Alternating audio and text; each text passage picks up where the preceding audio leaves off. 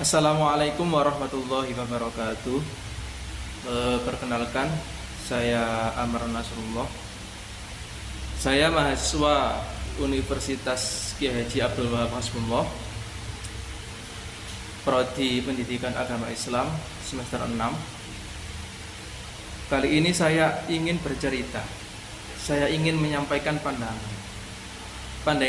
ke depan saya ketika saya nanti akan menjadi seorang guru pendidikan agama Islam dalam menyongsong Indonesia Emas 2045. Pertama, yang perlu kita ketahui adalah bahwa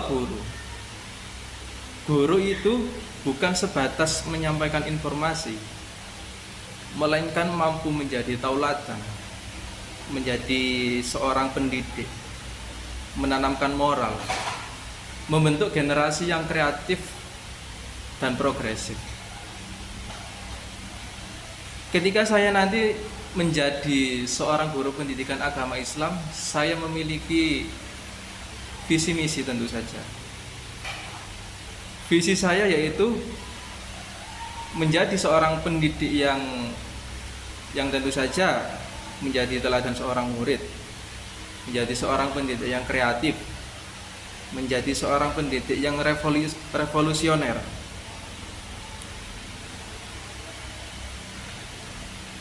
Visi menjadi seorang pendidik yang kreatif ini sangat diperlukan, terlebih di era teknologi sekarang, di era digitalisasi yang semakin masif.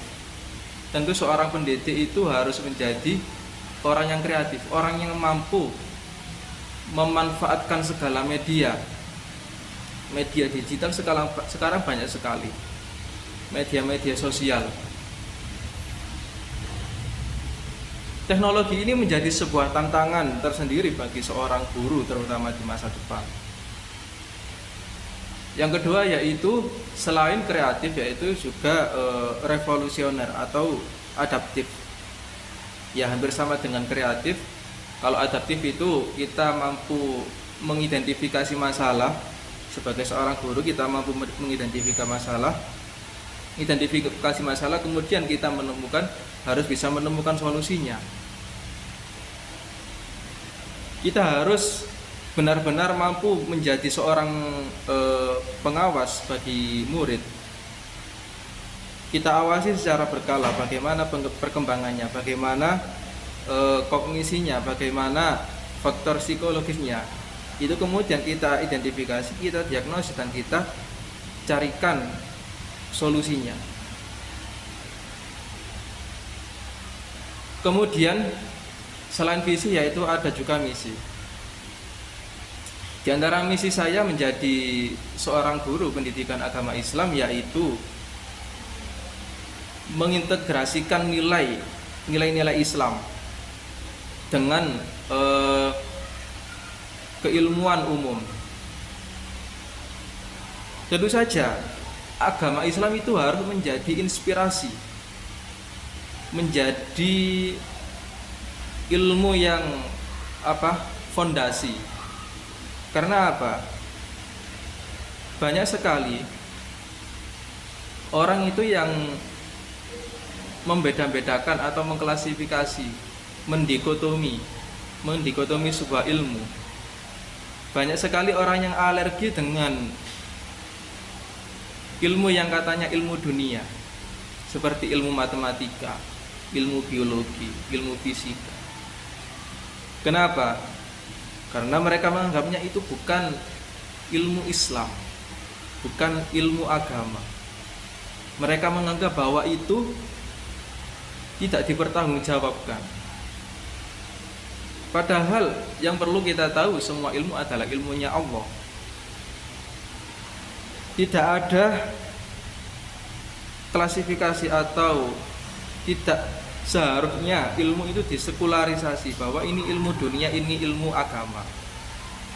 Semua ilmu jika memang dipelajari dengan niat ingin menjadi orang yang bermanfaat, maka semua adalah ilmunya Allah, ilmu agama.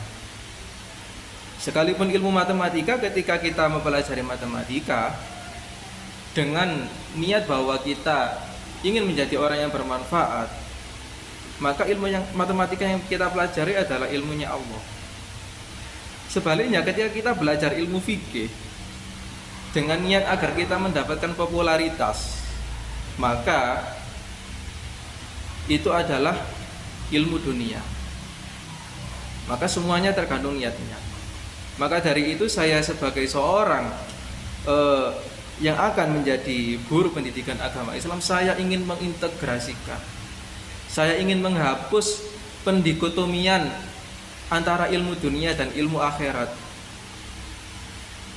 Saya ingin generasi masa depan itu tidak ada yang alergi melihat Indonesia adalah negara dengan tingkat pendidikan sains di antara yang terendah. Maka ini penting sekali untuk dilakukan integrasi agama Islam dan ilmu-ilmu umum. Yang kedua yang terpenting yaitu di antara misi saya menanamkan moral.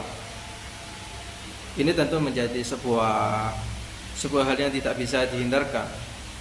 Moral itu di atas ilmu, al-adabu fauqal ilmi. Karena orang yang hanya sekedar tahu tanpa memiliki moral, dia justru akan menjadi seorang yang lebih merusak daripada orang yang tidak memiliki ilmu.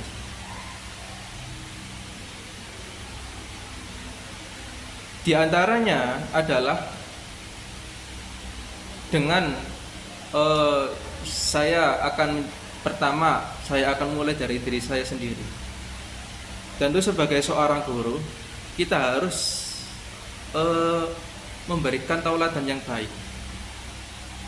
Tiap langkah kita, tiap ucapan kita, tiap perilaku kita itu harus menjadi teladan bagi murid. Bukan hanya memerintah, bukan hanya melarang, melainkan kita juga langsung menjadi suri tauladan bagi para murid. Dakwah semacam ini, pembelajaran semacam ini akan jauh lebih mengena kepada para murid daripada hanya sekedar memerintah dan juga melarang. Kemudian yang selanjutnya yaitu mengenai manajemen kelas. Sebagai seorang guru, bukan hanya dia harus profesional, artinya dia memiliki kapabilitas dalam keilmuannya. Seorang guru biologi tidak cukup jika dia hanya tahu dan mendalami ilmu biologi. Seorang guru fikih tidak cukup hanya dengan dia mempelajari ilmu fikih. Di antara faktor yang menjadi prioritas yang terpenting adalah bagaimana seorang guru itu mampu menciptakan suatu kelas yang kondusif. Bagaimana seorang guru tidak mengubah suasana kelas menjadi sebuah medan perang yang seolah-olah guru akan dianggap sebagai sebagai menyerang siswa, mendiskriminasi atau menjadi seorang siswa itu takut. Guru harus bisa menciptakan suasana yang tenang, suasana yang damai dalam menyampaikan materi, dalam menciptakan suasana diskusi. Tentu ini bukan suatu hal yang mudah. Menciptakan suatu kelas yang kondusif itu juga perlu latihan atau perlu pengalaman.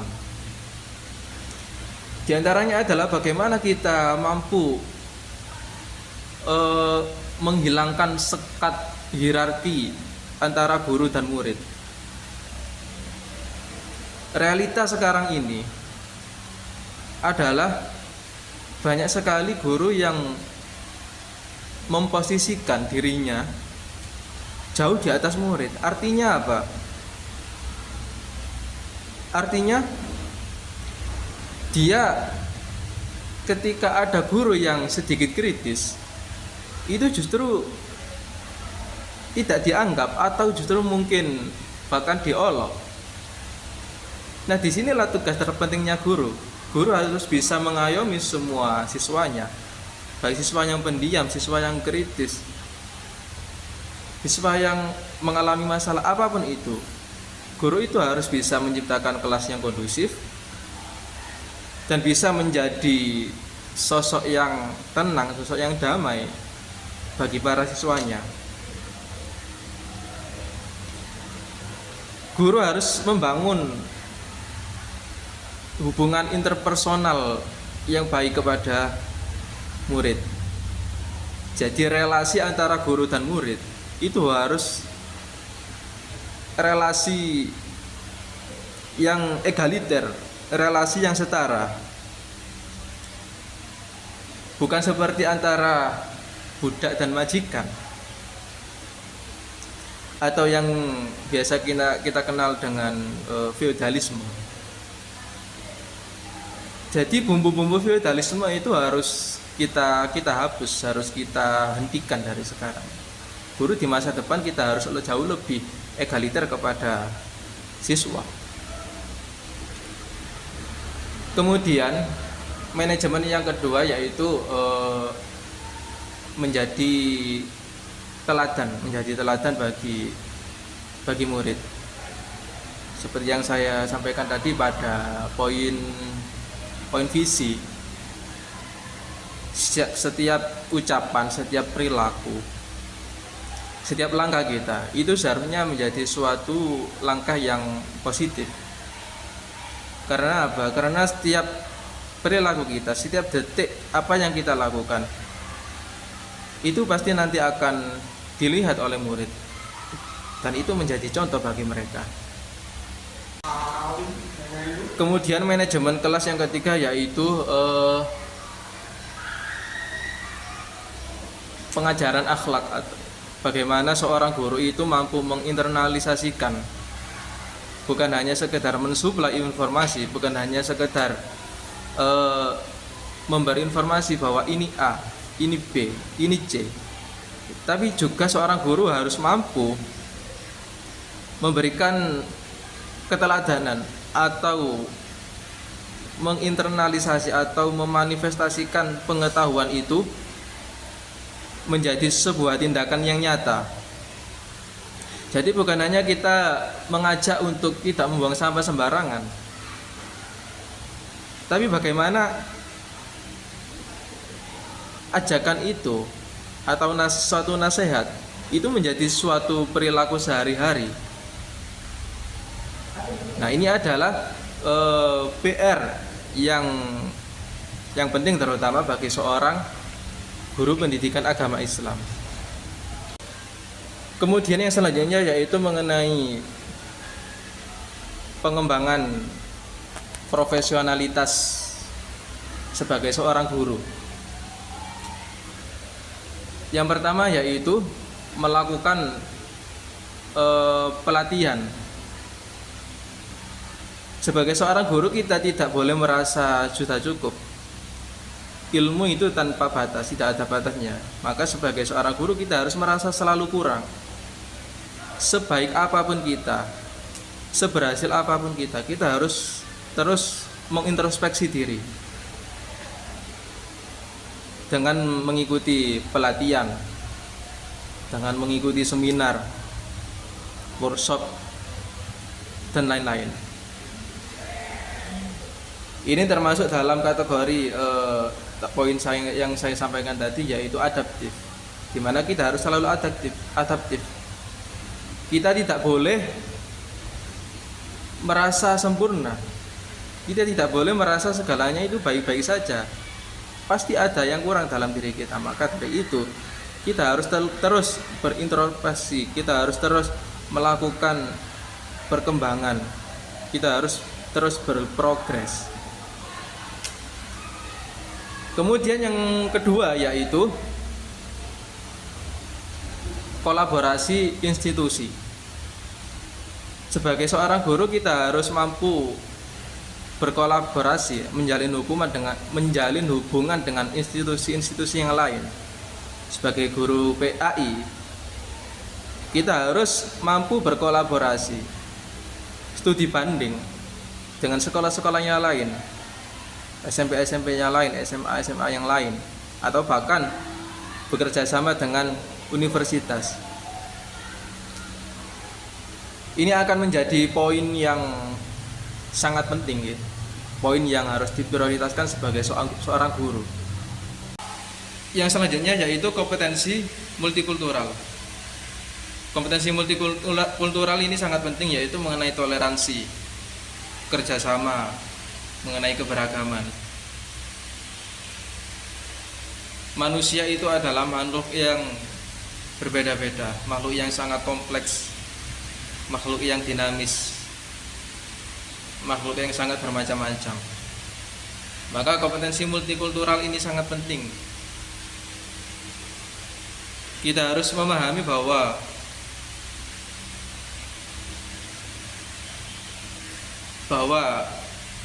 daya kognisi siswa nanti berbeda-beda, bahwa budaya yang dimiliki para siswa nanti berbeda-beda,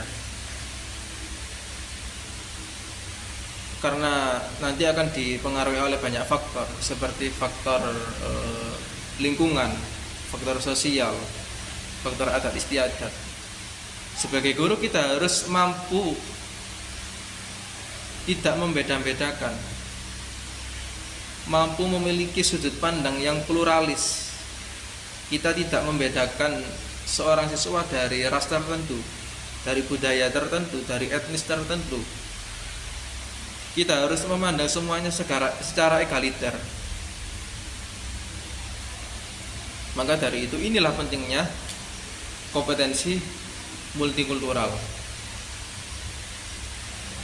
Itu tadi cerita saya atau pandangan saya mengenai bagaimana ketika saya menjadi guru PAI pada waktu mendatang.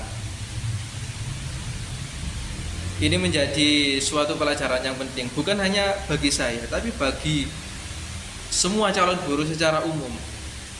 Karena jika kita lihat realitasnya, banyak sekali guru-guru itu yang sebenarnya jauh dari kompetensinya. Guru yang jauh dari kompetensinya, maka akan melahirkan generasi-generasi yang kurang memuaskan. Generasi-generasi yang tidak mampu berpikir kritis, generasi-generasi yang tidak kreatif, generasi-generasi yang tidak progresif. Ini tentu akan menjadi tantangan bagi bangsa kita ke depan. Ini tentu menjadi tantangan bagi negara kita ke depan, karena murid-murid kita akan menjadi generasi selanjutnya, akan menjadi pemimpin di masa depan. Cukup demikian dari saya. Saya Amar Nasrullah. Wabillahi taufiq ila aqwamit thoriq. Assalamualaikum warahmatullahi wabarakatuh.